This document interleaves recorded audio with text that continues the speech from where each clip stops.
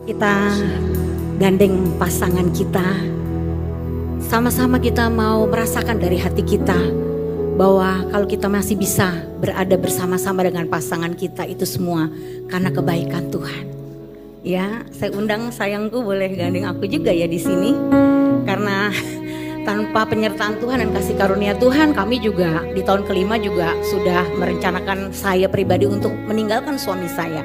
Tapi karena kebaikan Tuhan kita boleh sama-sama masih bisa ada di sini ya. Mari nyanyi lagu refnya aja dan kita syukuri benar-benar keberadaan kita tuh sebagai suami istri itu kalau bisa sampai hari ini semua karena kebaikan Tuhan.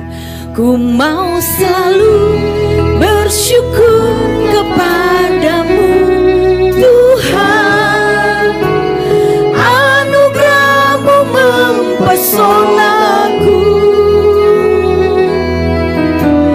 Selalu dan selalu Kau angkat hatiku, Kau membuatku berharga di mata-Mu. Bersyukur, ku mau selalu bersyukur kepadamu Tuhan, anugerah-Mu mempesonaku.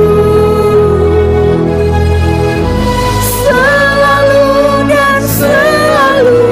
Kau angkat hatiku, Kau membuatku berharga di mata-Ku. Mau selalu bersyukur, ku mau selalu bersyukur kepadamu Tuhan, anugerah-Mu mempesonaku.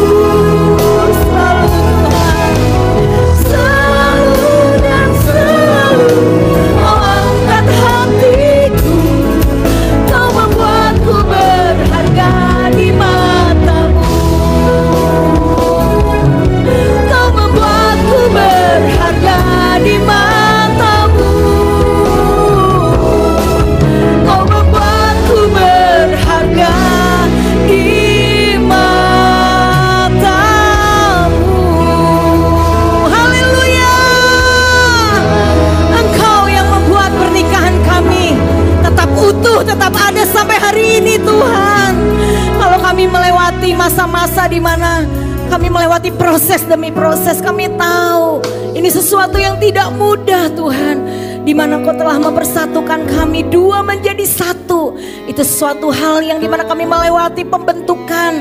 Kami saling mengikis, kami saling membentuk. Tapi kasih-Mu Tuhan, cinta-Mu Tuhan yang tetap mempersatukan kami hingga kami ada sampai hari ini. Mari Roh Kudus terus jamah ubah kami, para suami, para istri. Biar kami sungguh-sungguh dapat menyelami Tuhan dan menghayati kasih Tuhan dan mempraktekkan kasih Tuhan dalam kehidupan pernikahan kami. Biar pernikahan kami boleh dipulihkan, disembuhkan, dan pernikahan kami boleh berdampak menjadi saluran berkat kasih Tuhan. Urapi hamba-Mu, urapi setiap kami. Kami siap dibentuk, kami siap Tuhan untuk dituntun oleh-Mu Roh Kudus. Kami tidak mampu membangun pernikahan kami tanpa-Mu. Hari ini kami serahkan pernikahan kami, baik juga anak-anak muda yang masih single maupun yang datang tanpa pasangan. Kami percaya Tuhan, momen ini menjadi momen yang memperbaharui komitmen kami. Untuk kami sebagai yang belum menikah, pranikahnya tetap menjaga dalam pernikahan yang kudus. Dan yang sudah menikah, kami tetap juga menjaga keutuhan pernikahan kami. Semuanya untuk kemurahan-Mu, semuanya untuk kebaikan-Mu, semuanya untuk kemuliaan nama-Mu. Kalau yang menjadi fokus hidup kami hari ini, kami bersyukur Bapa, kami memulai sesi ini hanya di dalam nama Tuhan Yesus Kristus. Mari kita yang percaya dan siap mendengarkan firman, sama-sama katakan amin. Thank you sayang ya. Silakan duduk Bapak Ibu, shalom. Luar biasa Pak Budi dan Ibu ini semangatnya nih. Ya, tepuk tangan buat kita semua yang semangat di jam 2 ya. Tapi semua antusias ya. Bapak Ibu luar biasa loh. Ya, di momen di zaman yang suami istri ini di luar sana banyak yang kering ya, kering kerontang. Tapi kita terus dipanasi, terus dibaharui dengan kasih Tuhan. Ya, sehingga pernikahan kita boleh kita nikmati. Katakan sama-sama, dinikmati. Ya, pernikahan dalam seumur hidup cuma berapa kali Bapak Ibu Saudara? Sekali. Ayo angkat tangan yang sekali, only. Sekali, tidak ada pintu keluar, hanya pintu masuk ya. Tidak ada tiket PP, hanya tiket one way. Ya, dan kita mau menikmati pernikahan kita di dalam kasih Tuhan ya. Puji Tuhan saudara. Nah, perkenalan dulu ya, mungkin belum semuanya kenal, kami baru tiba kemarin. Ya, nama saya Sandy, ini foto keluarga kami ya, tolong slide-nya. Ya, saya menikah dengan suami 25 tahun Februari kemarin ya, dan sudah pernikahan perak saudara. Doakan sampai ke gold nanti ya, sampai ke 50 tentunya. Dan dikarunia 3 putri, Vania yang di sebelah saya 24 tahun, Vanessa samping papinya 18 dan Valerie 15 mau jalan 16 ya. Puji Tuhan semua V, kita panggil Vania, Vanessa, Valerie. Kita berdoa mereka menjadi putri-putri yang berkemenangan, victory ya. Kami mengembalakan jemaat juga di Victory Church Indonesia yang ada di daerah Lebak Bulus saudara ya. Dekat Jangsel tapi perbatasan Tangsel. Nah itulah ya, karena sudah melewati jembatan. Ya kalau dekat-dekat ke mall mana, kalau ke Jakarta mampir-mampir nanti boleh ya. Di Mall Pondok Indah Mall ya. Puji Tuhan saudara, terima kasih Pak Budi ya dan Ibu dan juga semua tim kepemimpinan yang ada di Betani. Ya, church ini saudara untuk memperlengkapi Bapak Ibu semua di dalam tentang hubungan pernikahan ya di Cafe Love ini saudara. Dan tema ini saya mau sampaikan ini penting, katakan ini penting ya, listening for healing ya. Saya percaya yang namanya dalam pernikahan itu terjadi banyak kita gesekan ya, betul tidak? Besi menajamkan besi, manusia menajamkan sesamanya. Seringkali kita tanpa sadar saling melukai ya, saling ya menuntut ya saudara ya, menunjuk ya, merendahkan ya, walaupun tidak langsung secara spontan tapi di hati. Kami pun dalam 25 tahun pernikahan saudara 11 tahun itu bermasalah. Ya di tahun kelima saja saya sudah terpikir kalau pernikahan modelnya kayak begini lebih baik masing-masing aja. Bukan karena pihak ketiga ya, bukan karena kasus perselingkuhan atau dosa tertentu ya, masalah ego, bilang sama-sama ego. Ya, ego itu memang jahat saudara. Kalau manusia sudah dikendalikan ego, maka dua menjadi satu itu prakteknya itu tidak mudah. Ya, hanya ditutupin dengan sebuah formalitas aja. Sekalipun kami hamba Tuhan, sekalipun kami pelayanan. Ya, tetapi di dalam keseharian, suami saya khotbah, saya duduk mencela dia. Dia lu bisanya ngomong doang. Nah kan gak enak kan kalau kayak gitu kan saudara ya. Nah padahal suami udah baik ya. Tetap kalau istri ego yang dilihat yang kurang terus. Lama-lama kurang ajar saudara ya. Itu yang pernah terjadi dalam hidup saya juga. Bukan nunduk, nanduk bahkan nyeruduk. Ya. Maklum saudara ya, dulu saya anak pertama punya 3 adik cowok, biasa ngatur anak laki, ditinggal dari kecil sama papa, mama juga sibuk, papa gak pernah pulang ya, terlibat dalam perselingkuhan sampai akhirnya tinggal dengan wanita lain. Jadi saya biasa hidup mandiri, ngatur diri sendiri, ngatur adik ya, pakai otoritas ya yang sifatnya itu menyerang, menundukkan, menyeruduk ya saudara, jadi kebawa lah ya mentalitas itu di dalam pernikahan. Tidak mudah ya, sampai untuk belajar tunduk itu dulu lagu saya tuh saudara ya, lagu ini saudara. Sekalipun dagingku dan hatiku habis lenyap, gunung batuku dan bagianku, siapa? Tetaplah Allah selama-lamanya. Itu sampai kayak digiling, kayak masuk mesin laundry Bapak Ibu, tahu ya mesin laundry ya, gedebak puter, diperes, dipanasin, kering. Nah, tetapi kalau saya melihat sungguh-sungguh ya penyertaan Tuhan itu sempurna. Katakan penyertaan Tuhan itu sempurna. Tidak ada pernikahan tuh yang perfect ya, yang sempurna. Suami kita sampai kapanpun tidak akan pernah menjadi suami yang sempurna. Setuju? Istri-istri? Ya, istri kita pun sampai kapanpun tidak pernah menjadi istri yang sempurna. Setuju? Para suami? Jadi kita yang tidak sempurna ini marilah kita saling menabur kebaikan. Ya, kita membangun pernikahan kita melibatkan Tuhan di dalam keutuhan rumah tangga kita. Bilang kanan kirinya, sesama orang jelek dilarang saling menjelekkan. Karena saya ada jeleknya, suami ada jeleknya, kita sama-sama memperbaiki saja ya. Nah, tema ini penting kenapa? Karena proses di dalam membangun rumah tangga tidak luput dari kita saling melukai. Ya, suami menyakiti istri, istri menyakiti suami, kita orang tua menyakiti anak, anak pun menyakiti orang tua. Ya, di sini kan kita semua pernah jadi anak kan? Ya, nah kita penting sekali membahas ini supaya kita bisa mengalami ya kesembuhan demi kesembuhan di dalam membangun pernikahan kita dan membangun hubungan. Karena membangun hubungan itu sekali lagi saya tekankan adalah fondasi kehidupan. Kekristenan itu adalah kehidupan yang dibangun di atas dasar hubungan. Ya, sekali lagi saya katakan kekristenan itu adalah kehidupan yang dibangun di atas dasar hubungan. Hubungan dengan Tuhan, hubungan dengan diri sendiri dan hubungan dengan sesama, suami istri. Ya, tanpa kehidupan ya yang dasari dengan hubungan ini maka pernikahan itu pasti garing, pernikahan itu pasti hancur. Kalaupun pernikahannya ada, ya itu seperti api dalam sekam saudara ya. Waduh, panas terus ya. Kalau Anda mau merasakan sorga di bumi, ya atau neraka di bumi, menikahlah. Ya, karena dengan siapa Anda menikah dan bagaimana cara Anda membangun pernikahan Anda itulah sorga atau neraka di bumi. Ya, dan hari ini kita lewat Listening for Healing ini kita mau buat pernikahan kita yang sekali seumur hidup ini seperti sorga di bumi, amin. Ya, jadi masuk sorga itu nggak nunggu nanti, di pernikahan mula itu sorga. Ya, jadikan pernikahan kita sorga di bumi. Di dalam Lukas 2 ayat 46, ini kita langsung belajar dari Tuhan Yesus langsung ya saudara. Sesudah 3 hari mereka menemukan ya Tuhan Yesus di dalam bait Allah. Ya, Yesus itu sedang duduk di tengah-tengah alim ulama. Sambil apa baca sama-sama? Sambil mendengarkan mereka dan mengajukan pertanyaan-pertanyaan kepada mereka. Ya, di sini kita lihat ya, sitting among the teachers, listening to them and asking them question. Jadi kata kuncinya di mana? Listening dan asking them question. Nah, ini yang menjadi penekanan kita. Inilah pola di dalam Tuhan Yesus melayani. Ya, teknik skill yang paling ampuh untuk membangun hubungan, apalagi kita di dalam pernikahan, ini terjadi aja di dalam jemaat ya, Tuhan Yesus melayani alim ulama. Tapi kalau ini dipraktekkan di dalam keluarga, wow keren, katakan keren. Ya, ya apa kuncinya tadi dikatakan? Ya, listening to them, listening pasangan kita, ya, dan asking them question. Ini penting, mendengar dan bertanya itu satu siklus pola yang menyehatkan rumah tangga. Rumah tangga sekarang itu saudara kritis, kenapa? Ya, karena kupingnya disengajain dituliin, ya, kuping normal. Tapi ketajaman mendengar sudah tidak ada saudara ya, maunya ngomong terus. Nah, makanya kita belajar. Nah, saudara, mengapa penting mendengar dalam Alkitab?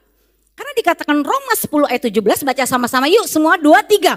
Jadi iman timbul dari pendengaran dan pendengaran akan firman Kristus. Makanya saudara kalau kita tidak melatih telinga kita untuk mendengar firman Tuhan.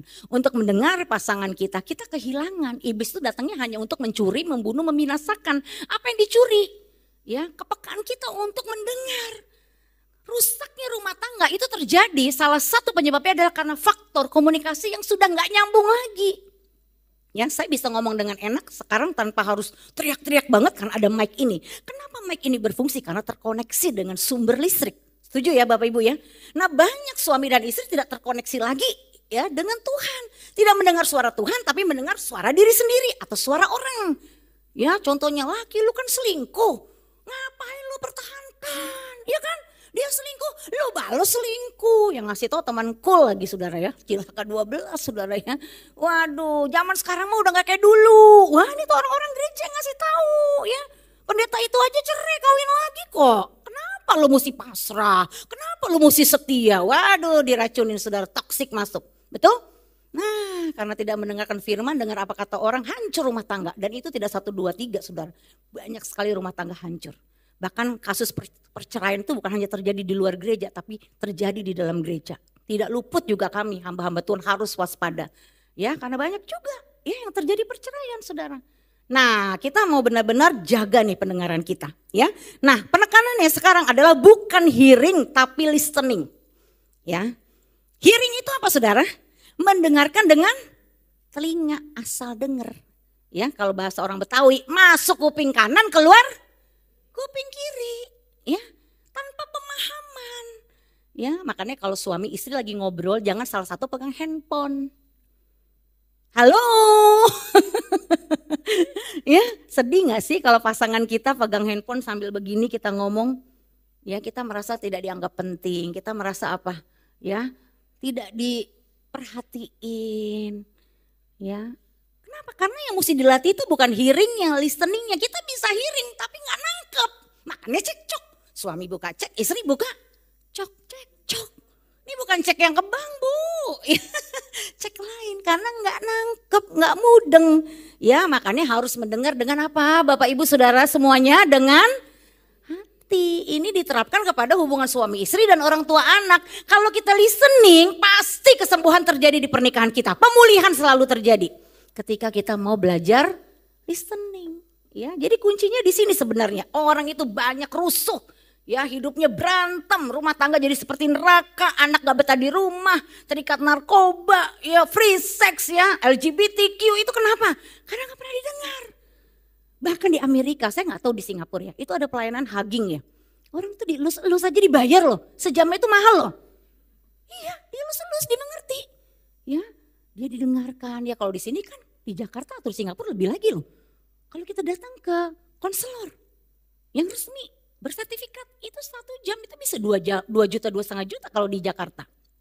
Ya, kita ada konseling beberapa pasangan suami istri udah habis puluhan juta. Ya, untuk terapis lah, ya konselor lah demi konselor. Ya, udah di gereja mentok, udah lari cari kemana-mana saudara ya. Waduh, diisi oleh kebenarannya itu bukan kebenaran firman, New Age saudara. Ya, wah ngaco, bukan tambah pulih. Tambah stres, minum obat lah antidepres saudara. Waduh sampai kejang-kejang, sampai suaminya mau dibunuh. Wah saudara, kalau kita fokus kesembuhan yang gak datang sama Tuhan, maka kesembuhan yang terjadi bukan kesembuhan yang permanen. Hanya sementara, makanya begitu obatnya gak diminum kumat lagi. Emang kita mau kumat-kumat saudara? Kita kan mau jadi orang Kristen bukan tomat kan? Kadang tobat, kadang kumat, capek sendiri. Kita kan mau jadi orang Kristen yang benar-benar semakin hari sebagai suami, sebagai istri, semakin serupa Kristus. Setuju Bapak Ibu? Ya iyalah, capek deh kalau semakin serupa dunia. Kita mau kemana arahnya? Pernikahan kita mau kemana? Anak cucu kita mau kemana? Ya saya merasakan loh sebagai seorang anak yang bertumbuh di dalam satu keluarga yang broken home. Dari umur 4 tahun papa sudah pergi, gak ada yang mau dengerin saya. Mama saya waktu itu baru bertobat. Lahir baru, terima Tuhan Yesus, belum bisa berdoa. Udah ditinggal, papa saya udah berkhotbah justru. Udah pelayanan, jatuh ke dalam perselingkuhan. Nah ini kan gak ada yang bisa merasa diri gue bisa luput nih. Ya diri gue paling kuat, bisa. Saudara ketika celah terbuka jatuh. Ya akhirnya papa pergi gak pernah pulang. Mama melibatkan diri terus ke gereja. Dan cari Tuhan, memang benar langkahnya. Tapi anak akhirnya tidak pernah ada orang tua. Dari kecil gak pernah ada yang dengar, haus lah ini jiwa kosong. Jiwa seorang anak yang tidak pernah didengar oleh orang tuanya jadi jiwanya bolong. Kalau jiwanya bolong akhirnya larilah saudara ya ke pelarian-pelarian yang gak benar. Ya dari SD udah nonton bokep film ya, blue film ya, udah baca-baca stensil. Ya kelas 5 SD akhirnya terjadilah pelecehan seksual dalam hidup saya di rumah nenek. Ya tambah terluka lagi, nggak berani cerita. Saya banyak loh konseling ya beberapa anak-anak remaja, baik yang di Indonesia maupun di luar negeri. Mereka tuh korban pelecehan tuh banyak saudara. Tapi mereka nggak berani ngomong. Ya kayak saya dulu, sudah dilecehkan nggak berani ngomong. Ya bahkan yang udah dalam pernikahan pasangannya nggak tahu kalau pasangannya itu pernah mau dilecehkan. Itu sebagai sesuatu yang aib yang dia nggak berani untuk ceritakan. Padahal orang yang dilecehkan ini udah dalam batinnya itu penuh trauma, ketakutan, ya sampai kecemasan, panik attack, saudara melihat dirinya sendiri aja jijik, kotor. Ya tapi itu tidak tersolusikan saudara, terpendam. Makanya kasus-kasus dalam rumah tangga itu kan bukan yang terjadi di hari ini atau di bulan lalu atau di tahun lalu. Itu karena masa lalu mungkin yang berabad-abad puluhan tahun lalu yang Anda gak pernah selesaikan. Numpuk jadi sampah. Makanya ketika kepancing dikit jadi emosional. Betul tidak? Nah berantemlah suami istri. Dia merasa benci dengan suaminya, dia merasa benci dengan istrinya. Tapi padahal kebencian udah numpuk-numpuk mungkin karena papahnya dulu juga menyakiti dia gak pernah selesaikan. Ya langsung kabur aja, lari deh, gue nikah, yang penting gue nikah. Tapi hubungan dengan orang tuanya aja belum beres. Ya, makanya pernikahan itu selalu goalnya ingin cari kebahagiaan. Ya, bagaimana mungkin bisa saling membahagiakan? Kalau Anda goal pernikahannya pengen bahagia, bagaimana mungkin? Berarti kalau Anda pengen bahagia, Anda belum bahagia. Ini yang belum menikah pahamin ya. Kebahagiaan bukan visi sebuah pernikahan saudara. Kalau Anda saja belum bahagia waktu single, Gimana Anda mau membahagiakan pasangan Anda? Orang gak bahagia menikah dengan orang tidak bahagia. Atas dasar diberkati oleh pendeta hamba Tuhan, lalu Anda mengucapkan janji nikah, Anda merasa dan yakin bisa saling membahagiakan. Akhirnya kan Anda frustasi. Kenyataannya ekspektasinya mana? Kok kamu beda? Iya, masa promosi sudah habis. Dulu lovely bird, ya dibelai-belai, sayang, cintaku my babe, my sweet love. Mwah, mwah, mwah. Ya, gunung tinggi akan kudaki, lautan seberang akan kuseberangi. Demi jumpa di kau kekasih hati. Catatan sebelum menikah. To before, afternya jambak langsung angry bird. Mata lo di mana? Kita berubah semua kan. Kok kamu gitu sih dulu enggak? Aku salah menikah pastor, itu bukan jodoh aku. Ya, aduh saudara mulai nyalain si A, mulai nyalain si B. Welcome lah to the jungle. Nah kalau kayak gitu terus gimana penyelesaiannya? Sebenarnya lukanya bukan karena pasangannya. Ada luka masa lalu yang belum beres, makanya pasanganmu tuh cuma jadi pemicu. Tapi dibawa-bawa terus, makanya suami istri kalau berantem, lu tuh dari dulu. Udah lagu lama, dari dulu. Ingat ya, udah kesekian kali nih. Udah keberapa kali kamu lakukan ini? Waduh saudara ya, perang pecah saudara. Atau diem-dieman, atau ghosting. Nah itu tergantung sifat orangnya.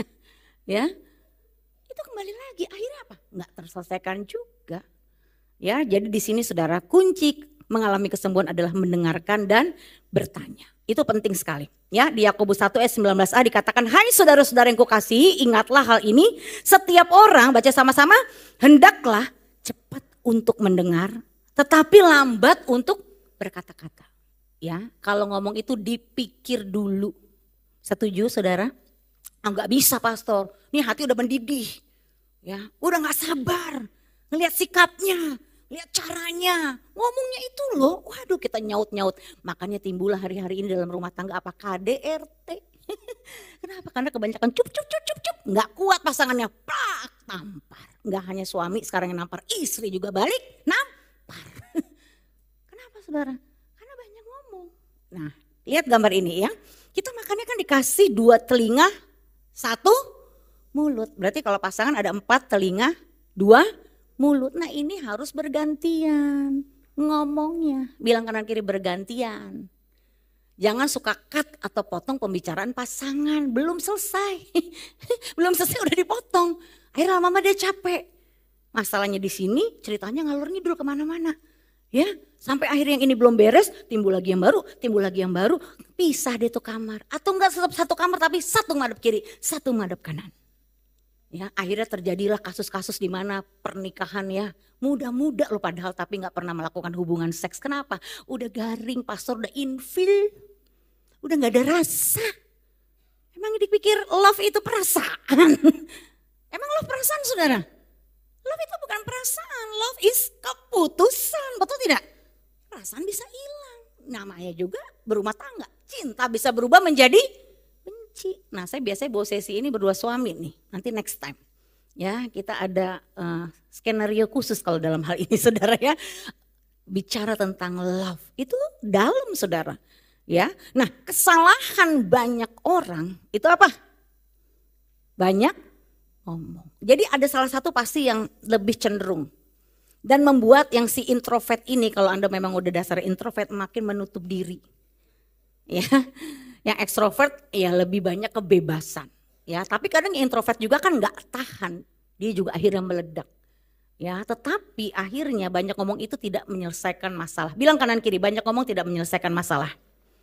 Ya, malah banyak ngomong next yang menyebabkan apa? Emosional. Emosi bagus, kita bisa merasakan sedih, kita bisa merasakan suka, kita bisa merasakan ya yang namanya susah, kita bisa merasakan senang, itu udah satu paket. Emosi itu dari Tuhan, tapi kalau ditambah nal, jadi apa? Emosional. Nah itu yang bikin pecah kepala Barbie.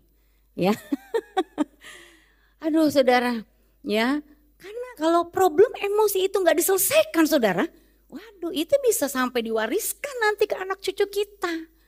Ya, makanya engkongnya kepahitan, kecewa, anaknya juga, cucunya cicit semuanya. Satu barisan sakit hati. Itu gak selesai-selesai, gak putus saudara. Engkongnya kawin cerai ya. Waktu di retret ibu-ibu saya udah bahas tuh tentang pola yang harus di stop ya. Pola apa dari keluarga kita? Ya, pola penyakit kah? Pola keuangannya bagaimana? Pola membangun hubungan pernikahannya itu biasanya nurun. Makanya itu harus disembuhkan. Nah, kunci kesembuhannya di mana? Nih didengerin. Ya, kita tuh punya kebutuhan jiwa untuk didengar, makanya dikasih kuping 2. Ya kan saudara? Kalau saudara saling mendengar, coba deh abis dari pulang seminar ini saudara praktek. Ya, hubungan sehancur apapun ya, segaring apapun, sekering apapun, kalau sudah mulai ada komunikasi lagi, ya saudara pasti akan pulih. Cek kesehatan pernikahan Anda. Yang pertama, pernikahan yang sehat masih bisa ngomong baik-baik. Apa? Masih bisa ngomong baik-baik. Ya, yang kedua, pernikahan yang sehat masih bisa mendengar baik-baik. Setuju? Yang ketiga, pernikahan yang sehat masih bisa terbuka. Apa adanya tanpa bohong. Ya, banyak pasangan terbuka sih terbuka, tapi bohong. Bilang pasangannya jangan ada dusta di antara kita sayang. Ya, karena kalau udah mulai bohong berarti sudah sakit. Nah, 3 ciri ini cukup menunjukkan apakah pernikahanmu sehat atau sakit. Salah satu aja bermasalah, ya udah ngomong udah nggak enak. Hei, apa kabar? Baik. Ngapain lo hari ini? Ya gitulah pokoknya. Lu gak usah tanya-tanya bisa gak sih? Gue tuh udah capek tau gak? Nah, udah mulai ya. Udah dengerin dulu dong, aku mau ngomong. Udah nanti aja capek besok. Ya kan? Udah males ya. Yuk jalan berdua, yuk kita dating. Apaan sih dating-dating? Ya kayak begitu kan misalkan. Ya. Lalu udah saling ngumpet-ngumpet, ngasih duit ke orang tua aja takut, jangan ketahuan. Keuangan mulai close ya, gaji nyampe, bonus enggak bye-bye. Password, boleh pakai password tapi pasangan harus tahu passwordnya apa. Demi menjaga kenyamanan dan keamanan aja kalau orang sampai buka handphone. Tapi pasangan nggak boleh nggak tahu, ya kan? Tapi kalau udah ngumpet-ngumpet, nah ada apa? Ada apa ini? Ada apa? Nah itu aja dari 3 itu udah cukup membuktikan kok pernikahan kita tuh sehat atau sakit. Ya kalau udah sakit ya rendah hati dong, betul tidak? Ya rendah hati, makanya kita butuh untuk dilayani secara mentor pernikahan. Saya pun sampai hari ini punya mentor pernikahan. Kami berdua, kami berbeda. Saya selalu bilang sama suami saya, sayang aku ingatkan sekali lagi ya sayang, kita berbeda. Ya kan, kita berbeda. Saya ambil ketawa aja, kalau dulu bisa perang saudara. Iya, sekarang mah slowly aja. Ya, keep calm aja. Ya memang kita berbeda. Cara ngomong aja dia ngomongnya seperti apa. Kalau saya kan itu kan mesti diulang-ulang. Kalau perempuan gitu ya, kalau ngomong diulang-ulang. Makanya laki-laki tuh bisa ngasih langsung aja to the point. Ya kadang suami saya bisa gak? Udah kalau udah ngomong sekali ya udah. Tapi ini kan belum puas. Ya kan? Ini kan mesti menggebu-gebu. Masalah lu udah berapa kali buat ini. Gue tuh gak suka kalau diulang-ulang terus. Kalau begini lu udah tahu gue gak suka. Nah ini bahasa dalam batin nih, lu gue nih. Ya. Jadinya kalau udah tahu gue gak suka kenapa lu buat lagi sih? Makanya kita tuh merasa apa? Jadi harus mentraining gitu kan? Nah itu ketika banyak mentraining suami, ya istri-istri dengar suami itu bisa lumpuh kepemimpinannya. Ya akhirnya tidak berfungsi. Suami tidak berfungsi, istri tidak berfungsi. Istri jadi nahkoda. Ya jadi ada 2 kapten di dalam 1 kapal. Waduh, ambruk rumah tangga saudara ya. Jadi banyak ngomong itu menyebabkan apa? Emosional. Nah ini kecepatan mendengar, how to listen. Ya dengar baik-baik. Nah di sini kan ada 125 kata ya per menit. Ya ada 400 kata per menit speednya. Ada 900 kata per menit. Ini ada nih kecepatan mendengar. Ya next. Jadi kalau kita nggak punya ya, misalkan ada suara yang slow, kita langsung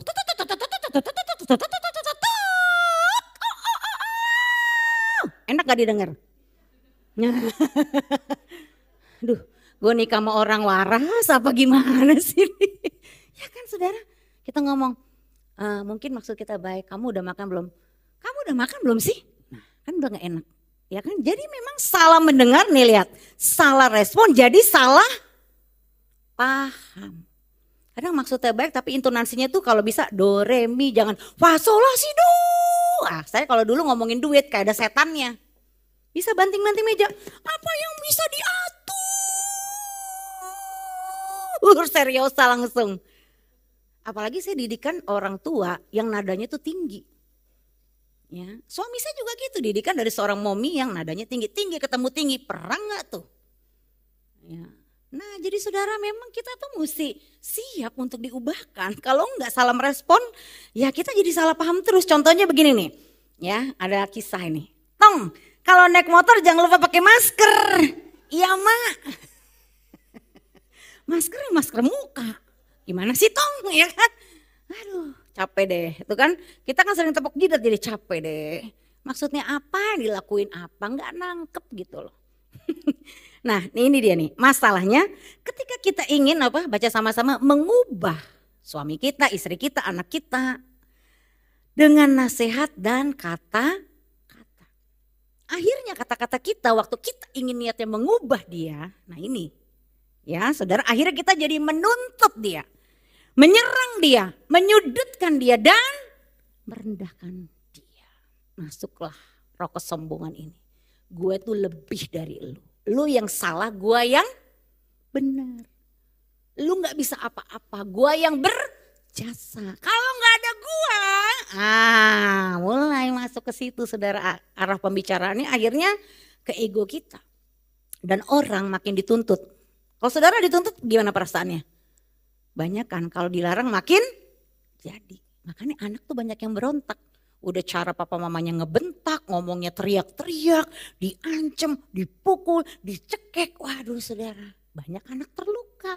Padahal maksud orang tua tuh baik. Orang tua mana sih ya yang masih sehat ya pikirannya ya. Kecuali memang ada masalah ya di jiwa dia. Ya, kan kita punya tujuan yang baik, betul Bapak Ibu Saudara. Tapi karena cara kita menyampaikan yang gak pas, momennya, cara ngomongnya, akhirnya anak kita terluka. Ya itulah muter-muter dalam lingkaran setan. Suami melukai istri, istri melukai suami, orang tua melukai anak, anak melukai orang tua. Kenapa? Karena gak pernah didengar. Apalagi zaman dulu saudara ya, saya ingat kalau mama saya marah, didik saya.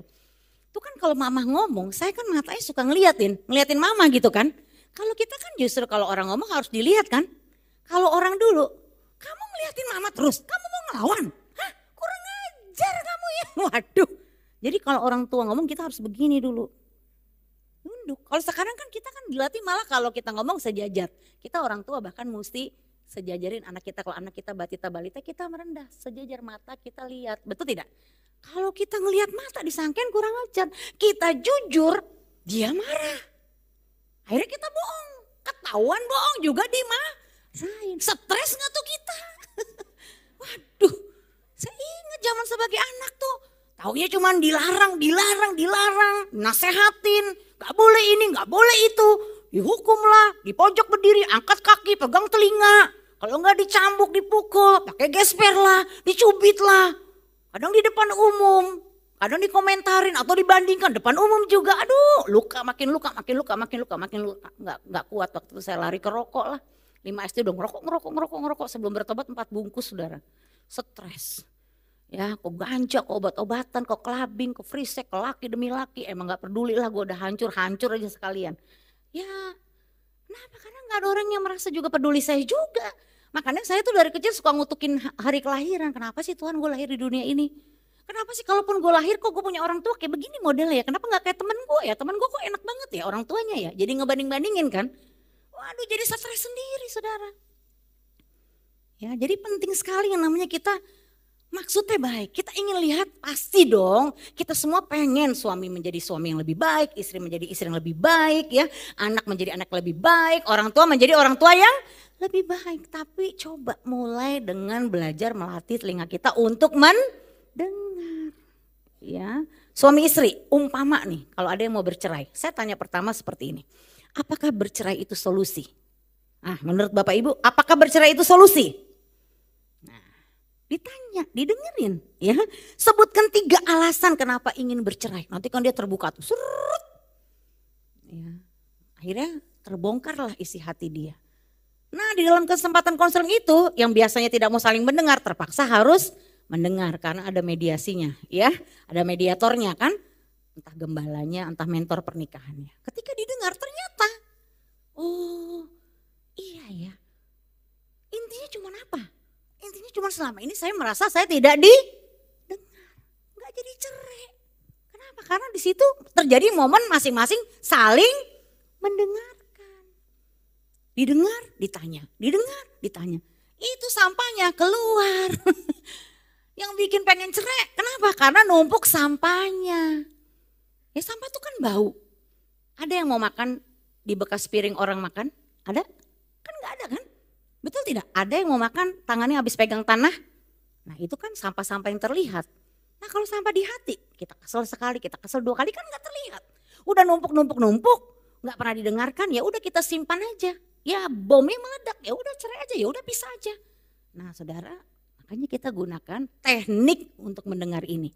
Di hubungan kita sebagai suami istri. Coba sediakan waktu, jangan sisakan waktu. Katakan sama-sama sediakan waktu.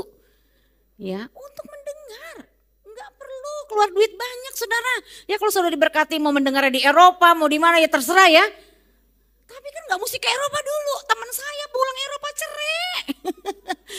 Gara-gara tuh ya istrinya pemicunya. Waktu turun di daratan mana gue gak tahu deh ya. Itu teleponnya mati, suaminya mati. Akhirnya pisah lah. Yang tadinya mau mesra-mesraan, foto-foto, istrinya kesel, suaminya kesel. Saling lah, ngungkit-ngungkit lah, orang tua lu emang begini. Waduh kebawa deh tuh semua emosi masa lalu. Nyinggung-nyinggung masalah keluarga. Bener saudara mendarat Indonesia cerai. Ini kisah nyata yang udah kita bina 3 tahun Pak Budi, bener. Itu hampir rutin loh saya sama suami itu. Ngedampingin pasangan ini. Mental juga, kenapa? Ujung-ujungnya kalau udah bohwat, ya luka masa lalu ketemu luka masa lalu memang problem orang tua masing-masing ini berat. Ya sudah dari kecil menjadi anak yang memang bertumbuh dengan problem emosi. Ya tapi gitu, akhirnya apa? Gak mau dengar lagi ya begitu udah gak dengar. Gak mau saling mendengar atau salah satu pihak aja yang mau mendengar. Yang mendengar ini kan yang mesti sabar dong. Yang satu belum mau didengar, kabur. Ya kalau yang satunya yang gak mau nunggu, gak sabar ya pasti pisah. Ya. Saya sama suami melewati masa sulit 11 tahun saudara. Kami punya pergumulan keuangan. Sampai selesainya itu di 2015. Ya kisah hidup kami itu seperti kereta api dulu ya. Susah, duit.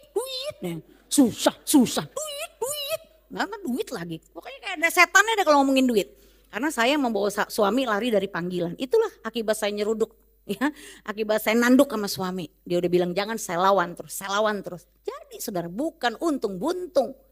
Ya, jadi percekcokan itu udah setiap hari sekalipun kami pendeta, sekalipun kami masih khotbah. Ya. Emangnya pikir kalau pendeta kalau masih berkhotbah nggak bisa konflik? Ya. Konflik saudara cuma ada yang ngaku ada yang enggak. Saya waktu itu nggak ngaku, jemaat nggak ada yang tahu. Tapi setelah pulih yang ngaku juga ya, menjadi pelajaran juga buat jemaat. Kita juga konflik, kita juga terjebak masalah keuangan. Utang kartu kredit 16 bang, gimana nggak stres saudara. Datangin debt collector tiap pagi. Ya nih jantung kayak main drum nih, gedebuk. Nanti saya nyalain dia nyalain saya. Waduh repot saudara, anak udah 3, numpang lagi di rumah orang tua. Yang tadinya udah mau beli DP rumah, hilang semua. Waduh, akar kita tuh disembuhkan, dipulihkan dalam banyak faktor. Nah itu titik terobosannya terjadi ketika saya dan suami belajar saling mendengar saudara. Ya, parenting juga begitu. Orang tua jangan terpancing emosi jika dijawab dengan sembarangan. Anak saya itu loh ya kalau ngomong tuh memang kurang ajar Bu Sandy. Loh Bu, puji Tuhan masih mau menampilkan kekurang ajarannya. Daripada dia di depan ibu, iya mami, iya daddy, di belakang narkoba, di belakang free sex. Ibu mau pilih yang mana? Ya. Lebih baik kita menemukan keaslian anak dong, betul tidak? Oh kalau dia lagi mencak-mencak nih ngomongnya, matanya melotot, mungkin kata-katanya kasar. Ada lo anak meludahin orang tua lo, mukulin mamanya. Ya kita cepet lah. Oke kita cooling down, kita benar-benar minta hikmat Roh Kudus, kita mau dengarkan dia.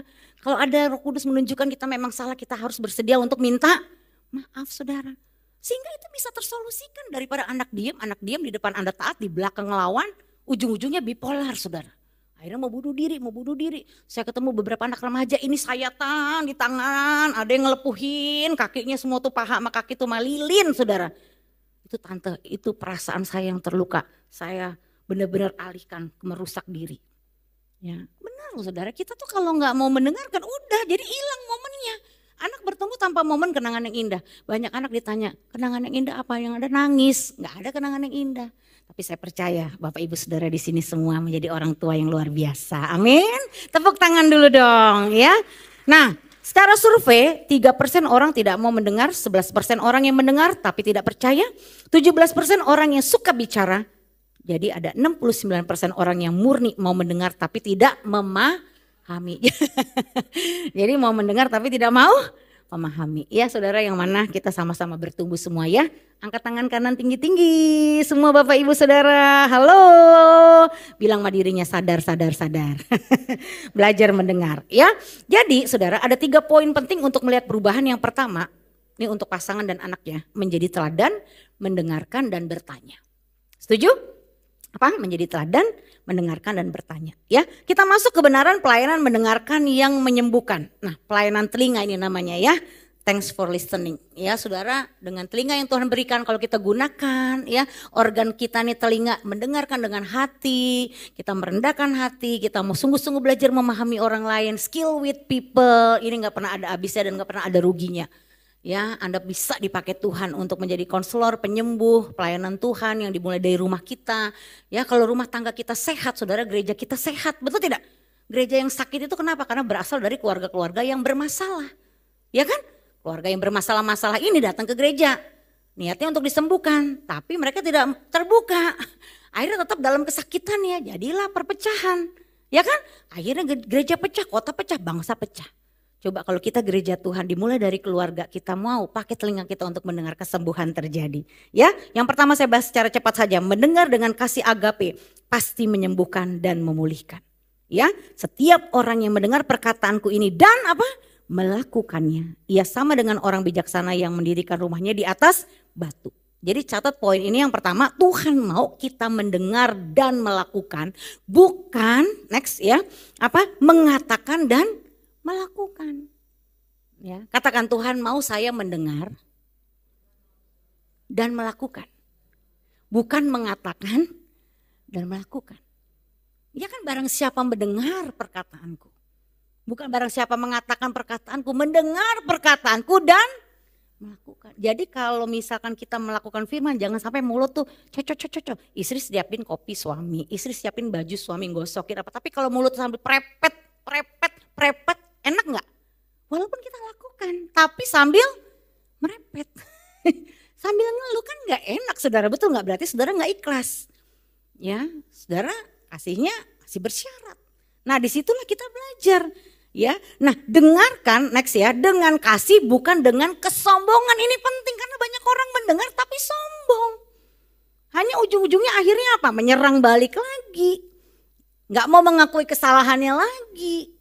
Dia tetap mengeraskan hati dan bukan untuk klarifikasi atau hanya ingin tahu. Kadang kita tuh kalau dengerin ya, pokoknya gue pengen secepat mungkin masalah beres, gue klarifikasi, gue jelasin semua dari A sampai Z, gue gak peduli Pak, dia mau ngerti, dia mau enggak, yang penting gue udah ngomong semua. Ya gak bisa saudara. Makanya mendengar itu juga ada harus dengan attitude. Attitude itu penting, attitude is everything. Orang boleh pinter, nih profesor PhD ya, di Amerika mau cerai gara-gara tisu loh, itu terjadi loh. Tisu gulung di kamar mandi Pak Budi. Jadi si suami itu sor ke depan. Ya kan? Kalau tisu kamar mandi kan ada yang sor ke depan. Kalau istrinya sornya ke belakang. Nah dia tuh putar-putar. Sor. Setiap keluar kamar mandi berantem. Lu kalau mau disorin lagi dong. Nah lu kalau diserin lagi dong. Sor. Berantem mau cerai. Konseling lah sama papa saya. Papa saya dapat hikmat. Bapak ibu kan PSD orang pinter. Kenapa gara-gara tisu gulung sorser jadi mau cerai? Pasang aja ser sendiri. Lu tempel deh tuh 2 tisu. IPSD kagak pernah bisa memecahkan masalah tisu. Jadi sekolah Anda tinggi itu tidak menjamin Anda punya kecerdasan emosi, betul tidak? Orang boleh sekolah tinggi, tapi untuk berpikir menyelesaikan solve problemnya itu lemah sekali. Kenapa? Karena ada masalah emosi. Emosinya gak cerdas. Akhirnya benar dia ditempel tuh sor dan ser. Kagak ribut lagi. Bebas-bebas aja lo mau sor, lo mau ser. Tuh gulung-gulung aja tuh tisu ya. Iya. Coba deh Anda praktekkan deh. Apa sih hal-hal yang berulang-ulang kok ya udah dari zaman dulu sampai sekarang. Masih ributnya itu lagi. Coba belajar cerdas saudara. Amin. Dengarkan. Jangan dengan kesombongan. Dengan kerendahan hati, saya tuh kalau berantem sama suami, saya langsung cepat aja begini sekarang. Tuhan, aku yang dibentuk. Aku Tuhan yang dibentuk, Tuhan. Aku mau Tuhan. Bicaralah kepadaku Tuhan. Aku gak mau jadi istri yang nanduk, nyeruduk, ngelawan Tuhan. Ya karena kalau saya ngelawan suami, berarti kan saya ngelawan Tuhan. Suami kan otoritas yang Tuhan beri dalam hidup saya. Ya kan? Masa saya bicara, memberkati banyak orang. Hai istri-istri, tunduklah kepada suami. Saya di rumah nanduk. Ini batu sandungan banget, saudara, bener gak? Aduh. Ya kan saya kan mesti tunduk, ya. Jadi saya pun benar-benar dilatih bertobat setiap hari. Kalau udah ada konflik saya cepat-cepat gitu aja pokoknya. Tuhan saya mau dibentuk. Tuhan kalau Tuhan jadi saya sikap apa, respon apa yang saya harus ambil nih. Cara ngomongnya gimana. Jadi kalau konseling itu gak bisa detail. Bu cara ngomong sama suami gimana ya. Cara ngomong sama anak gimana ya. Itu suami ibu bukan suami saya. Ya. Nanti kalau ngomongnya sama berarti kan ibu ngikut-ngikut gaya saya. Suami ibu bingung. Lu kenapa ya kan. Kok tiba-tiba lain cara ngomongnya? Ikut-ikut Bu Cindy. Ya kan gak bisa, ibu punya keunikan sendiri, bapak punya keunikan sendiri. Kita sebagai orang tua punya keunikan sendiri. Dimana kita sebagai anak, ya suami istri sudah saling tahu kan. Di rumah tuh kan gak ada yang bisa lagi kita sembunyikan, udah open semua. Ya makanya kita penting sekali mendengarkan pimpinan Tuhan saudara.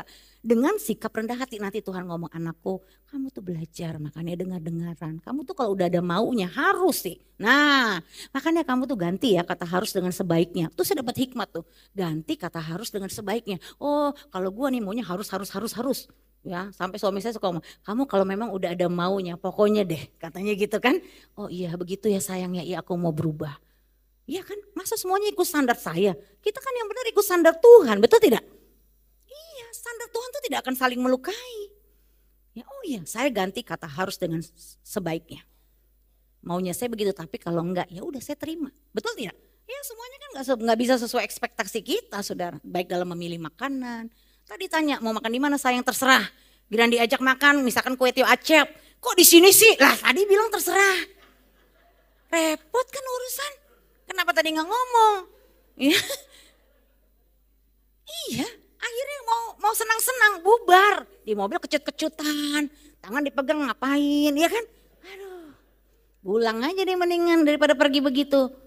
Ya kan, itu kan gara-gara kita memang nggak mengkomunikasikan, nggak mendengarkan, saudara. Ya, yang kedua bertanya dengan kasih, ya berbeda dengan bertanya karena ingin tahu. Ya, jangan terlalu kepo, ingin tahu. Ya, ujungnya saudara juga tidak memberi solusi. Ya, Yohanes 21 ayat 17 kata Yesus kepadanya untuk ketiga kalinya, Simon anak Yohanes, apakah engkau mengasihi aku? Kan si Simon Petrus itu kan mengkhianati, ya menyangkal Yesus 3 kali. Tuhan Yesus juga bertanya, next ya. Tuhan Yesus juga bertanya kepada Simon bukan ingin tahu, tapi untuk meyakinkan supaya Simon sembuh. Kenapa? Simon tuh waktu menyangkal Yesus dia trauma. Tuhan Yesus bukannya maksudnya ngungkit-ngungkit. Tapi Tuhan Yesus hanya ingin Simon sadar bahwa Simon itu benar mengasihi Tuhan Yesus. Dan yang dulu Simon lakukan Tuhan Yesus itu sudah ampuni. Jadi kita seringkali waktu mendengarkan bukan tujuannya untuk tahu, oh nanti kita ungkit lagi, oh berarti benar dong. Wah kita nembak lagi, saling nembak lagi. Akhirnya tidak terjadi itu saling damai. Malah tambah parah. Kenapa? Karena saking keponya kita. Nih ada pasangan suami istri terbuka, selingkuh. Lu dulu di hotel mana? Ya, lu ngapain aja, ya, kepengen kepo kan? Tapi tujuannya untuk menyerang, bukan untuk menyembuhkan. Akhirnya si pasangannya cerita, gue begini di sini, wah tambah, lu makanya dijambakin, dipukulin, wah, itu terjadi saudara, saking kepo. Ada hal-hal yang memang kita harus stop saudara. Terus kalau saudara mau kepo terus nih, mau ungkit terus, mau tanya segali sedapat mungkin, tujuannya untuk apa? Untuk melukai pasangan Anda dan diri Anda sendiri, apakah itu membuat kita solusinya menjadi tambah lebih baik? Bukankah itu kita malah tambah menyakiti? Saya bersyukur saudara, saya cerita sekali. Di 3 bulan kami membangun hubungan tentang apapun yang sudah saya lakukan di masa lalu saya. Sampai saya pernah mengaborsi dan sebagainya. Suami saya ini perjaka tulen saudara. Benar-benar dari kecil jaga kekudusan, kesucian. Anak pendeta yang kerjanya doa puasa firman. Ya ketemu wanita malam yang setiap hari saya di kelabing. Ya saya cerita terbuka semua karena dianjurkan mentor terbuka. Lalu dia kaget kan, saya tahu sih hidup kamu hancur tapi gak tahu sehancur itu. Waduh. Ini kalau khotbah berdua seru Pak. Lalu waktu saya cerita saya maaf ya memang saya sudah pernah mengaborsi. Dia bilang orang kalau udah aborsi pernah hubungan seks atau enggak ya. Waduh kan dia saking gak bisa mikir. Saudara bisa bayangkan dari 2 SMP jaga tubuh, even buka baju depan maminya aja gak pernah, saking dia tuh punya komitmen sama Tuhan. Yang bisa lihat tubuh aku hanya istriku. Jadi kan dia berpikir jodoh dari Tuhan kan. Oh jodoh dari Tuhan, oh jodoh dari Tuhan, oh jodoh dari Tuhan. Ketemulah si Sandy Sujang. Hah? Begini jodoh dari Tuhan? Kaget lah saudara. Ya, namanya sesiap-siapnya rohani orang sekuat apapun ya. Oleng saudara. Ini kayak ditampar-tampar setan nih. Itu jodoh lo gak salah. Nah lo, dia butuh waktu 6 bulan untuk bisa menerima masa lalu saya. Tapi saya bersyukur sejak dia ampuni masa lalu saya, dia terima saya. Dan kami masuk dalam pernikahan sampai hari ini dia tidak pernah ungkit-ungkit masa lalu. Untuk apa kepo? Kalau ditanya-tanya juga apa? Untuk membangkitkan kembali gitu luka masa lalu. Ya jadi perhatikan, Tuhan Yesus bertanya bukan kepo untuk menyerang Petrus tapi memastikan Petrus sembuh. Amin. Dan Petrus sembuh. Ya, next, bertanya bukan berarti tidak tahu. Yesus tahu kok. Yesus tahu. Ya. Tapi Yesus ingin Petrus tahu bahwa di atas batu karang inilah akan didirikan gereja Tuhan. Jadi kalau kita melayani seseorang, suami, istri, anak, yuk kita masuk ke dalam dimensi di mana kita nih hidup punya rencana Tuhan. Ya, kita nih suami istri damai, orang tua anak damai, bukan hanya sekedar menikmati pernikahan bahagia, tapi kita tuh punya misi di bumi ini. Setuju Bapak Ibu?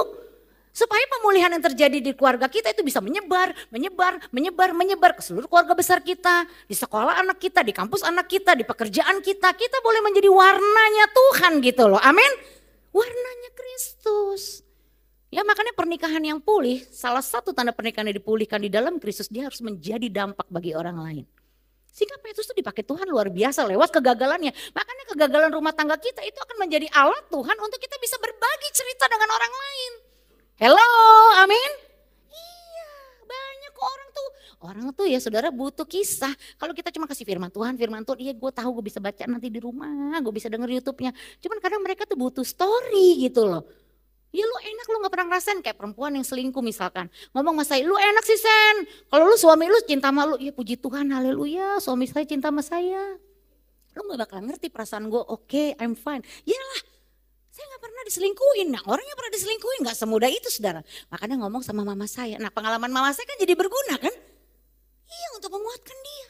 Tapi ada juga yang udah dengar mama saya bersaksi, 3 jam udah konseling nanti ujung-ujungnya. Kalau Bu Anda bisa mengampuni, saya gak bisa Bu Anda. Waduh repot ini udah kelamaan ini waktu jalan terus kenapa lo gak dari tadi ngomong. Hamba Tuhan juga ada ketidaksabaran saudara, kadang-kadang gedek juga di hati. Tau gitu gue gak jemput lo tadi, ya kan. Ya kita juga ya gimana ya udah sabar, karena memang udah harus sabar. Ya tapi ada. Saya pernah melayani wanita-wanita yang suami selingkuh. Satu hari ini saya tidur, keserang saudara, saya mimpi ada perempuan pangku, ya duduk di atas paha suami saya, terus pelukin suami saya. Aduh rasanya udah mau runtuh jiwa saudara, itu mimpi. Karena kebanyakan melayani wanita selingkuh mungkin kebawa gitu perasaan gitu ya. Aduh. Saya itu loh gak sungguhan, saya tuh mimpi rasanya udah jantung mau copot, mau mati rasanya. Wah saya udah ngerti deh. Itu wanita kalau diselingkuhin atau suami kalau diselingkuhin tuh sakitnya. Saya aja mimpi sakit. Pas saya bangun kaget suami di samping saya pelukin, sayang. Makasih ya sayang kamu setia sama aku. Aduh sakitnya minta ampun itu mimpi saudara ya. Apalagi beneran. Ya, saya mengerti perasaan itu tidak mudah karena saya sebagai seorang anak melihat bagaimana mama saya berjuang di dalam Tuhan untuk membela pernikahannya sampai dipulihkan Tuhan dan waktunya itu enggak sebentar saudara, 14 tahun. Yang ketiga, bertanya dan mendengarkan adalah proses keterbukaan yang menyembuhkan. Yakobus 5 ayat 16, karena itu hendaklah kamu saling mengaku dosamu dan saling mendoakan supaya kamu sembuh. Doa orang benar bila dengan yakin didoakan sangat besar kuasanya. Nah di sini next ya, saling mengaku dosa dan saling mendoakan itu menyembuhkan, saling diam menjadi penyakit. Ya makanya keterbukaan di sini kan bukan kepada sembarang orang. Ya saudara perlu tempat untuk memang bisa menceritakan kondisi apa adanya. Sekarang saudara udah ada sakit, saudara pergi ke dokter, dokter tanya sakit apa? Dokter kenapa pakai nanya-nanya saya sakit apa? Kemarin saya bawa anjing saya, dokter anjing gak nanya tuh anjing saya sakit apa? Nah, saudara marah. Sekarang saya mau tanya, orang sakit ditanya sakitnya apa, dia gak mau ngomong sakitnya apa, bisa gak salah diagnosa? Yang udah ngomong sakitnya apa aja bisa salah diagnosa, betul gak Bapak Ibu? Apalagi saudara gak mau ngomong, saudara diem, entah salah kasih obat, salah minum obat saudara. Itu celakanya lebih parah lagi. Makanya memang benar dalam hidup ini kita butuh ya orang-orang yang tepat. Tuhan tuh udah minimum kasih satu orang lah saudara untuk dia membantu kita. Ya bisa jadi itu orang tua Anda, bisa jadi itu memang ya gembala Anda. sahabatmu. Ya orang yang bisa dipercaya untuk menuntun kita ke jalan yang benar. Makanya next ya, miliki komunitas yang berpusat pada Kristus. Katakan amin. Ya komunitas yang sehat bukan toksik. Ya kalau saudara tahu itu udah kumpulan pencemooh, orang fasik, yang saudara lihat juga belum ada pertobatan, yang ngapain minta nasihat dia. Ya cari sumber yang benar dong, mengaku dosa dengan orang yang tepat, ini gak boleh sembarangan. Amin. Supaya saudara sembuh, ini memang harus ada prioritas waktu di mana kita harus berani. Memang mengaku dosa itu tidak mudah. Ya ini lidah kayaknya udah biasa bohong, maunya dolak-dalik. Bahkan udah ketahuan aja depan mata selingkuh masih bisa bersandiwara. Itu banyak saya ngeliat kayak begitu. Bahkan seorang suami, dia selingkuh, istrinya telepon dia begini, huraba syandara bakaraba. Mama, papa lagi doa puasa. Ada lagi di kamar selingkuhan loh. Ini kisah nyata orang dekat kami saudara. Waktu dia bertobat kita diceritain gimana dia berbohong 7 tahun saudara tetap pelayanan. Kita sampai ngeri saudara. Itu awal mula karena dia diajak ke klub malam. Dia udah nolak, temannya maksa. Lu masa sekali aja gak mau nemenin. Nah itu mulai dari situ tuh buka celah. Begitu datang ke bar dideketin perempuan. Ya pertama ya kan masih bisa bilang no lari. Besoknya enak juga ya. Kok ada perasaan bergetar beda ya. Nah mulanya biasa saja. 2-3 kali getar, nyerah saudara. Jatuh 7 tahun, habis rumah tangga hancur. Ya puji Tuhan akhirnya dia endingnya pokoknya di penjara aja karena dia nyolong. Dilaporin sama temannya. Di penjara itulah dia didapat lawatan Tuhan saudara. Ya saya berdoa kita semua ayo ya jangan sampai ketahuan. Lebih baik kita ngaku dulu lah. Sama-sama kok malunya. Betul tidak? Tapi lebih malu lagi kalau ketahuan. Ya mendingan kita merendahkan hati. Setiap kita pasti bisa buat salah, setiap kita masih bisa gagal. Yang penting respon kita benar. Amin. Niat kita tuh benar, kita mau pulih, kita mau akui, kita mau disembuhkan. Ya, nah perkataan sehat ya adalah pengakuan iman. Jika kita emosional maka perkataan buruk itu disimpan di pikiran bawah sadar. Nah ini harus didetoks. Ya kalau saudara dari kecil memang udah sering dengar perkataan-perkataan yang toksik ya, yang itu udah membuat lumpuh karakter Anda. Anda merasa sebagai orang yang lemah, tidak berdaya, tidak dianggap penting, orang hina, orang miskin. Emang aku gak pinter, apalagi papa mama dulu banding-bandingin. Ya Anda mesti detoks pikiran Anda dengan merenungkan firman. Anda mesti hidup apa kata Tuhan, bukan apa kata orang. Ya ini sesinya 12 sesi saudara. Itu namanya rumus iblis. Ya itu namanya kelasnya kalau di kami identitas diri itu 12 sesi. Kita padetin jadi 6 sesi. Waduh saudara rumus iblis tuh ngeri. Penampilan ditambah apa kata orang. Ngeri saudara. Dan inilah akhir zaman 90% manusia hidup itu apa kata orang dan apa kata penampilan. Dan itu iblis masuk merusak banyak keluarga saudara. Dan kita harus arahkan hati dan pikiran kita kepada perkataan yang sehat. Apa kata Tuhan tentang kita, apa kata Tuhan tentang pasangan kita, tentang anak kita. Dan itu membawa kepada pemulihan. Amin. Ya, dan perkataan sehat itu saudara ada 2 ciri orang yang sembuh. Orang yang sembuh pertama bisa menangis, bisa tertawa. Ya, nah kalau saudara udah sulit menangis saking udah banyak luka, udah gak bisa, kayak Daud kan udah gak bisa nangis tuh. Nah itu belum pulih. Kalau orang tuh sehat, orang sembuh tuh dia bisa nangis. Makanya kalau laki-laki nangis, anak Anda laki-laki nangis, jangan dibilang cengeng kamu kayak banci, no. Anak laki pun dia harus bisa mengekspresikan kesedihannya. Tuhan kasih kita air mata itu sebagai terapi juga untuk kesembuhan. Amin. Makanya kita ada nangis, ada tertawa. Dan itu menjadi satu paket dalam kesembuhan. Ya, Amsal 25 ayat 11 perkataan yang diucapkan tepat pada waktunya adalah seperti buah apel emas di pinggan perak. Yang kelima, komunikasi kasih adalah mendengar dengan empati, bertanya dengan hati dan menjawab dengan kasih. Ayo bilang sama-sama 2, 3. Komunikasi kasih adalah mendengar dengan empati, bertanya dengan hati dan menjawab dengan kasih. Karena dengan hati orang percaya dan dibenarkan dan dengan mulut orang mengakui dan diselamatkan. Kata kuncinya, nih perhatikan baik-baik. Empati bukan logika. Rohani tanpa kasih nol besar saudara. Konselor tidak perlu tahu solusi. Ya, kalau Anda menjadi konselor istri, suami dipakai Tuhan untuk menyembuhkan istri. Istri dipakai Tuhan untuk menyembuhkan suami. Anak dipakai Tuhan untuk menyembuhkan orang tuanya, bisa. Orang tua dipakai Tuhan untuk menyembuhkan anaknya.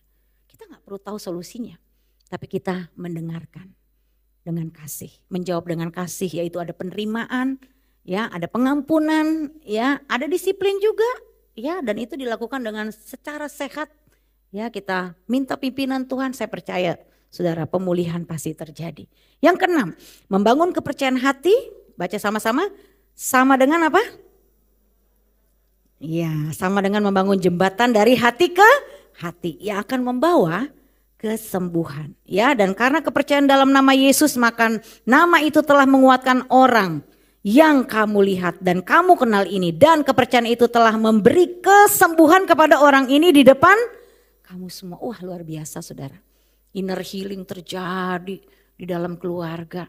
Dosa sudah tidak ada yang disembunyikan lagi. Rumah tangga keluarga menjadi tempat yang aman dan nyaman untuk mengaku dosa.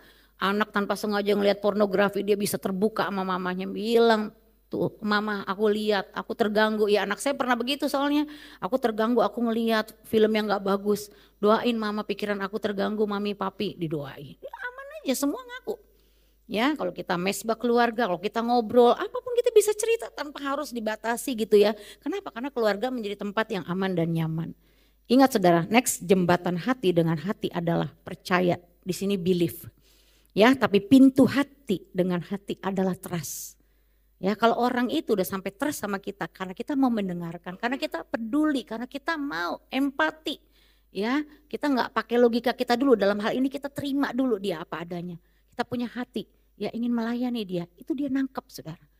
Ya, makanya untuk kita menjadi berkat saksi Kristus dengan orang-orang di luar sana, itu gampang mendengarkan sampai dia trust kita. Apa aja yang kita ngomong iya, betul tidak? Makanya penipu tuh jago masalah area ini. Orang marketing sales tuh kalau makanya hatinya nggak lurus, dia pinter ngejaring orang, pinter menipu orang. Kenapa? Tahu kuncinya ini. Nah, kalau kunci ini dipakai oleh kita, anak-anak Tuhan yang sudah dipenuhi Roh Kudus, luar biasa. Ya, jadi belief adalah jembatan, trust adalah kunci, iman hanya kepada Tuhan. Tuhan pakai orang lain untuk kita saling melayani. Amin. Ya, jadi belief, trust, dan faith. Yang terakhir, komunikasi, baca sama-sama, yang melibatkan apa? Kuasa Roh Kudus akan berujung kepada apa? Kesepakatan hati yang memulihkan. Ya, sebab di mana 2 atau 3 orang berkumpul dalam namaku, di situ aku ada di tengah-tengah mereka. Dan lagi aku berkata kepadamu, baca sama-sama, jika 2 orang daripadamu di dunia ini sepakat meminta apapun juga, permintaan mereka itu akan dikabulkan oleh Bapakku yang di sorga. Jadi, saudara mulai bangun jembatan ya, kalau komunikasi sudah tidak terjalin dengan harmonis, ayo mulai ngobrol dengan enak lagi, rendahkan hati. Next ya, lalu buka hati dengan yakin, iya Tuhan saya mau Tuhan, hati saya yakin. Kami suami istri, orang tua anak bisa dipulihkan. Kami percaya Tuhan, kuasa Roh Kudus sanggup memulihkan hati kami. Percaya Roh Kudus ada. Dia bekerja di dalam pernikahan kita, keluarga kita. Dan kesembuhan itu terjadi dalam hidup kita. Ya, teks lainnya yang terakhir saudara. Baca sama-sama next, yuk. Tidak ada, baca sama-sama. Tidak ada yang menyakitimu selain pikiranmu sendiri. Kamu tidak pernah terlukai oleh siapapun dan apapun di luar dirimu. Ketika kita mulai belajar mendengarkan, nanti kesembuhan itu mengalir dalam hidup kita. Mari kita bangkit berdiri sejenak saudara, kita datang kepada Tuhan. Terima kasih Tuhan, Kau hadir di tengah kami hari ini. Kau datang Tuhan melawat kami. Rumah tangga kami ada karena rencanamu Tuhan.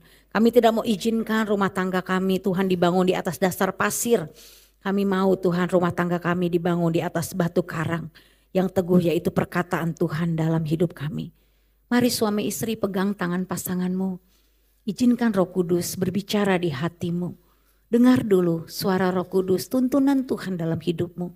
Di saat engkau mendengarkan kebenaran firman hari ini, mungkin ada banyak hal yang kau perlu waktu untuk merefleksi dirimu masing-masing. Dan menintrospeksi, juga mengevaluasi. Sehingga kita bisa mengambil keputusan yang tepat dan benar sore hari ini. Untuk membangun pernikahan kita dengan sungguh-sungguh. Kunci pemulihan adalah belajar mendengarkan. Terima kasih Tuhan Yesus. Terima kasih Bapa. Kami bawa pernikahan kami hari ini Tuhan. Kami tidak luput dari kesalahan. Selama sekian tahun kami menikah.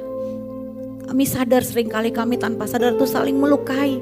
Baik dengan sadar juga kami lukai pasangan kami. Baik dengan kata-kata kami. Perilaku kami, perbuatan kami. Kami mau pernikahan kami disembuhkan Tuhan. Terima kasih Bapa. Ku kagumi Caramu mencintaiku, kau ada di setiap proses hidupku.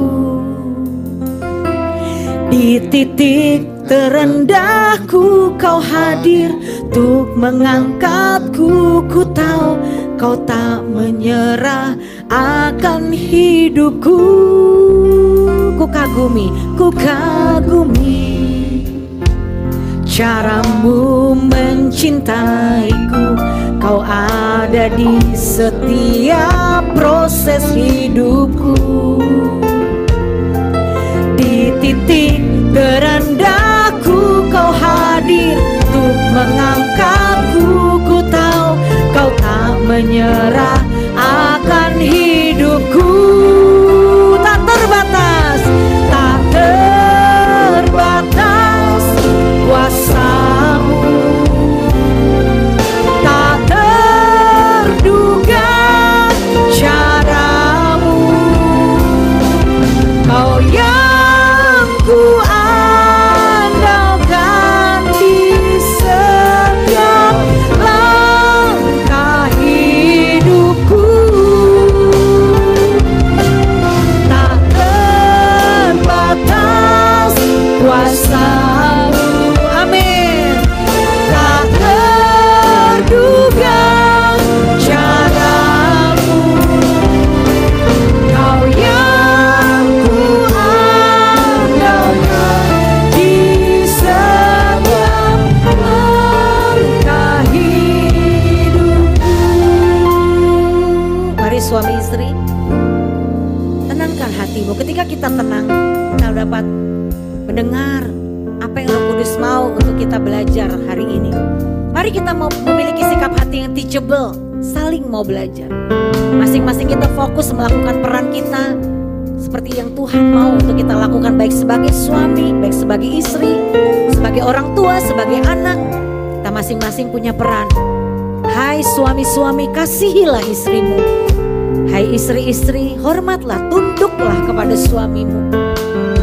Hai anak-anak, taatilah orang tuamu. Semua sistem di dalam keluarga kita dapat bekerja, dan karunia-karunia Roh Kudus dapat diaktifkan ketika kita mulai belajar mau mendengarkan saudara. Pimpin kami Roh Kudus. Mari suami-suami hari ini yang datang membawa pasangan, bolehkah kau merangkul pasanganmu? Saudara, suami-suami peluk istrimu. Kita akan belajar mulai hari ini mengekspresikan kasih kita, kemesraan kita, kehangatan kita di dalam keluarga kita. Momen demi momen yang dimana saudara sudah lewati sedemikian waktu seumur usia pernikahan saudara. Hadirkan Yesus saat ini. Izinkan Roh Kudus kembali memulihkan hubungan kita yang sudah baik menjadi lebih baik lagi. Kita bertumbuh menjadi suami, menjadi istri yang semakin serupa Kristus. Saya undang Pak Budi dan Ibu untuk memimpin selanjutnya.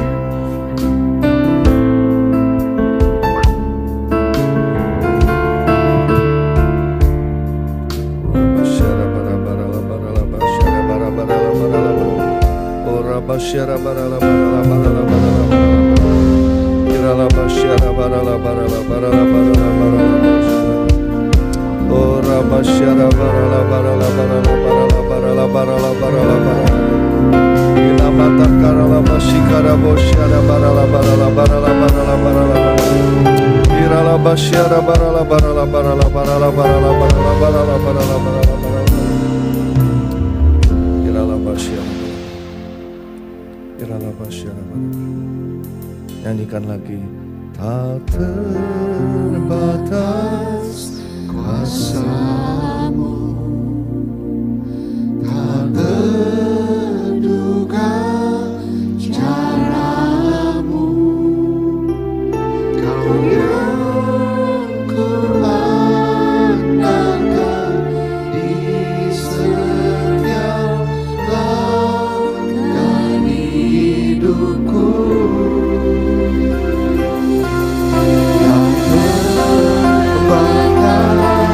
Kasih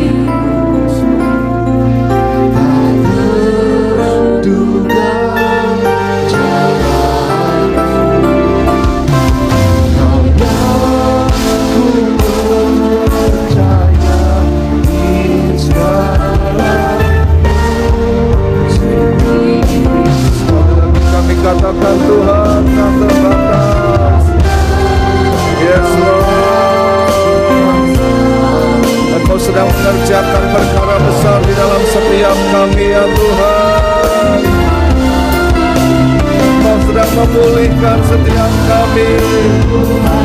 Yes Lord.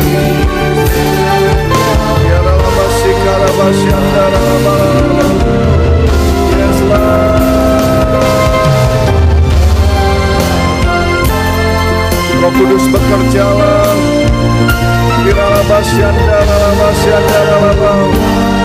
Pulihkan ya Tuhan.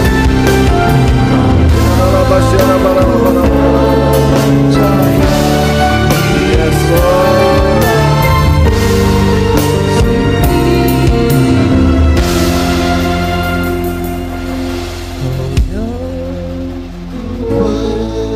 Percaya di dalam musim hidup. Kau yang percaya. Kau yang ku percaya di segala musim hidup. Sedang dikasih Tuhan, saya diingatkan untuk kita bersama-sama, khususnya yang sudah menikah dan juga mungkin yang saat ini tidak ada pasangan yang bersama-sama, tapi mari kita mengingat bagaimana perjalanan dan musim kehidupan kita berumah tangga. Dari sejak kita dipertemukan dengan pasangan kita yang saat ini, dalam perjalanan sampai sekian tahun kita melihat bagaimana ada musim-musim kehidupan yang kita pernah lalui. Tapi kalau kita sampai dengan saat ini masih ada, kita bersyukur bahwa Tuhan tidak pernah membiarkan kita berjalan dalam musim kehidupan kita sendirian. Dia selalu ada di dalam perahu kehidupan rumah tangga kita. Bahkan ketika kita sudah memiliki anak-anak bersama-sama dengan kita, Tuhan tidak pernah meninggalkan kita. Hari ini, mari kita ambil kesempatan bagaimana Tuhan menyertai kita sampai dengan saat ini. Tuhan, kami bersyukur kami boleh melewati musim-musim yang ada. Musim di mana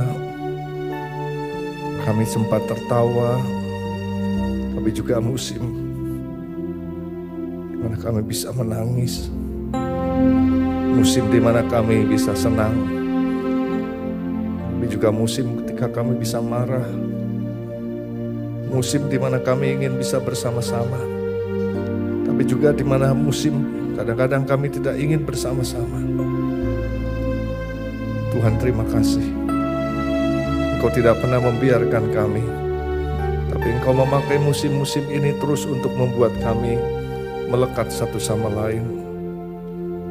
Kami tahu bukan karena kuat gagah kami, tapi karena Roh-Mu yang bekerja dalam setiap kami. Tuhan, ampuni, Kau tanpa sadar kami belum menjadi teladan bagi banyak rumah tangga yang lain. Bahkan bagi keturunan kami, anak-anak kami, mungkin cucu-cucu kami. Ampuni kami Tuhan. Tapi hari ini kami mau belajar mendengar. Bukan hanya mendengar, tapi mendengarkan Tuhan. Mulai dari mendengarkan suara-Mu, suara Roh Kudus yang ada dalam diri kami. Kami tidak mau mengeraskan hati kami Tuhan.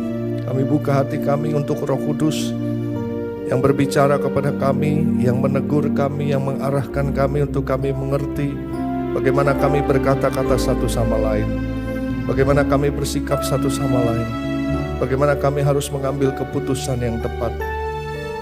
Tuhan, kami mau mendengarkan suara-Mu. Kami juga mau belajar mendengarkan suara pasangan kami, menangkap dengan benar apa yang disuarakan oleh pasangan kami. Kami membuka hati kami untuk mendengar suara pasangan kami Tuhan. Mendengarkan apa yang disampaikan dari hatinya.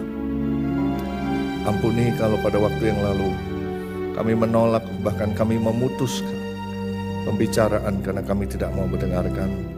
Tapi hari ini Tuhan, kami percaya ketika kami mendengarkan, kami akan melihat pemulihan itu terus terjadi. Bahkan hal yang manis akan terus terjadi dalam hidup kami. Terus ajari kami Tuhan, untuk kami menjadi pasangan yang berkenan kepada Tuhan. Pasangan yang menjadi teladan bagi kemuliaan Tuhan. Pasangan yang produktif, di mana kami bisa membawa anak-anak kami juga berkenan kepadamu Tuhan. Terima kasih Tuhan, terima kasih, terima kasih. Nyanyikan sekali lagi lagu tadi saudara.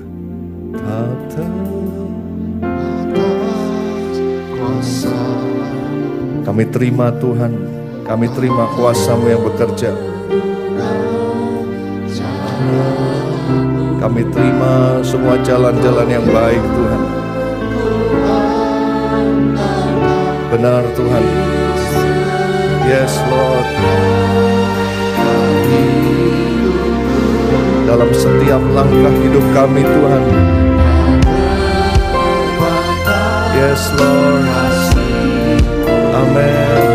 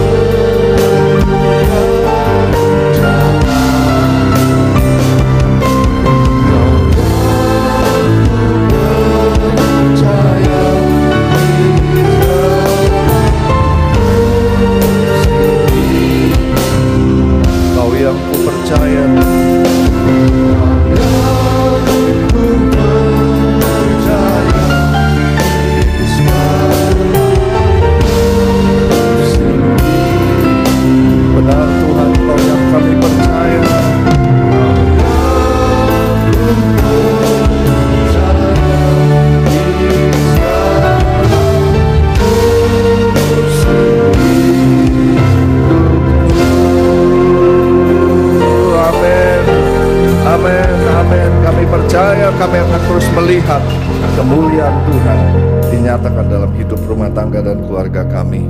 Anggur yang manis kami akan nikmati. Dalam nama Yesus kami berdoa. Haleluya. Amin, amin, amin. Silakan duduk.